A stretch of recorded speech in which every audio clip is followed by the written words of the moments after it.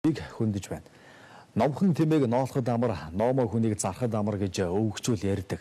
Энэ зөвлөлтөд адил болцоод байгаа нэг салбар бол уул уурхай.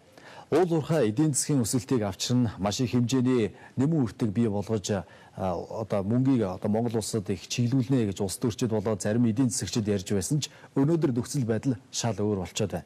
2010 он гарсаар оюу толгой 5-7 асуудал жинхэнэ мод болж ярьж дэлгэрч энэ хэрээр уул уурхайн салбар 2010 онд дотоодын нийт бүтээгдэхүүний 23% тэнцэх хэмжээнд хүрч байсан ч өнөөдөр 16% хүртлээр буурсан байна. Энэ нь нөгөө нэг үе хаягдаад байсан хөдөө аж ахуйн салбартайгаа эргээд тэнцсэн байгааг графикаар харуулж болохоор байна.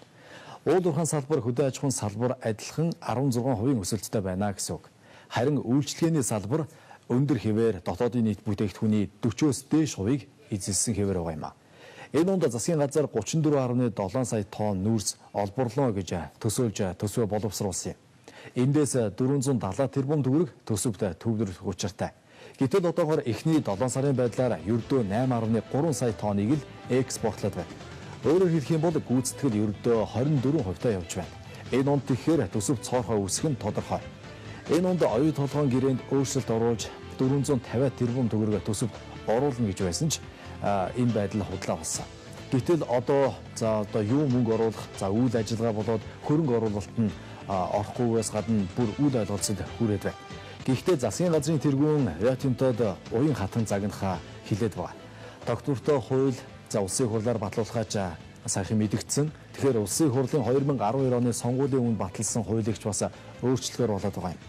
Гадны хөрөнгө оруулалтгүйгээр манай улсын уул уурхайн салбар одоохондоо хөл дээрээ зогсох нь мянгуужингийн үлгэр болчиход байгаа гэдэг нь тодорхой учраас л дээ.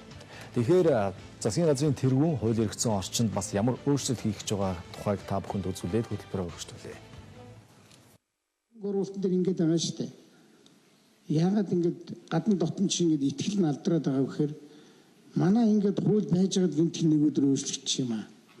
Ийм л юм санаа зовоод. Тийм учраас одоо хөрөнгө оруулалтын хуулийн санаа нь бол та дотоодын ч бай, гадаадын ч бай, хэн бугаан ч бай тодорхой хэмжээний хөрөнгө оруулалт оруулсан бол тодорхой хугацаанд таны юм хөдлөхгүй шүү л гэж хэлж байгаа. Ийм л агуулгатай хуулийг бол улсын хурлаар батлах гэж байгаа. Энийгээ бид нэр хөрөнгө оруулалтыг тогтворжуулах гэдэг юм уу, тогтвортой байлгах гэдэг юм уу яг эцсийн нэрийг нөгөөг байгаа.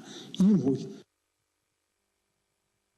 Тэгэхээр шинэ хуулийн төсөлд Монголын уул уурхайн үндэсний ассоциацийн зүгээс бол бас учир дутагдaltaй зүйл заалтууд байгаа гэдэг дээр бас хэлсээр байгаа. Юу вэ гэхээр гадны хөрөнгө оруулалтаар хайгуул геологийн ажил хийхэд дараа нь түүнийг төр хурааж аваад өөрийн мэдлэлд дахин тендер зарлах нь бас учир дутагдaltaй гадны хөрөнгө оруулагч нарыг үргээсэн бас нэгэн асуудал болж байна гэдэг дээр цаашид анхаарах ёстой. Энэ намрын чуулганаар энэ хуулийг хилцэж батлахад энэ асуудлыг өөрчлөх шаардлагатай гэдэг дээр өөрсдийнхөө байр суурийг бас илэрхийлж байна.